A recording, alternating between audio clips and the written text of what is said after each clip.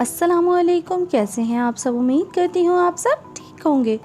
Welcome to my channel story corner. चलिए चलते हैं आज की कहानी की तरफ, जिसका मौजू है सखी। दोपहर की तेज़ आग बरसती गर्मी में रब नवाज को किसी ज़रूरी काम से शहर जाना पड़ा। वो अपने गांव की हद से थोड़ी ही दूर चला था। इसे नहर के करीब दरख्त की छांव में कोई शख्स बैठा नज़र आया। जानी पहचानी शख्सियत लग रही थी। वो बाइक इसके करीब लाया। दरख्त के नीचे बैठा ये शख्स अरबाब था, जिसका ताल्लुक़ इस बिरादरी से था जिनसे रब नवाज वालों की ख़ानदानी दुश्मनी थी। रब नवाज ने इससे हाथ मिलाया। कभी वो भी दोस्त हुआ करते थे। क्या हाल है, इतनी गर्मी में यहाँ क्या कर रहे हो? अरबाब ने पसीना पोंछते हुए सारी बात बता दी। मेरे दोस्त, मेरे माली हालात काफ़ी ख़राब हैं। महंगाई बढ़ गई, मजदूरी छूट गई। हालात ऐसे हैं कि कहीं काम भी नहीं मिल रहा। बच्चे छोटे हैं, मैं एक जवान आदमी, किसी से मदद मांगना भी बड़े शर्म की बात है।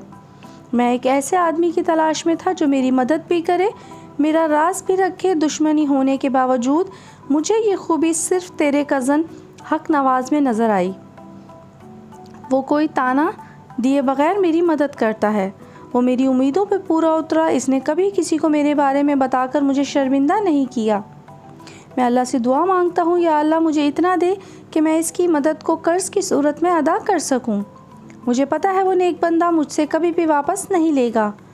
थोड़ी ही देर में यहाँ से गुजरेगा, इसी के इंतज़ार में हूँ। अरबाब की ज़ाहिरी हालत इसकी माली हालत की अक्कासी कर रही थी। अरबाब की बात सुनकर रब नवाज शर्मिंदा हो गया। हक नवाज माली ही नहीं, मिजाजी तौर पर भी एक अमीर बंदा था। हक नवाज दिल खोल कर देता था। अल्लाह ने भी इसे दिल खोल कर अता किया था।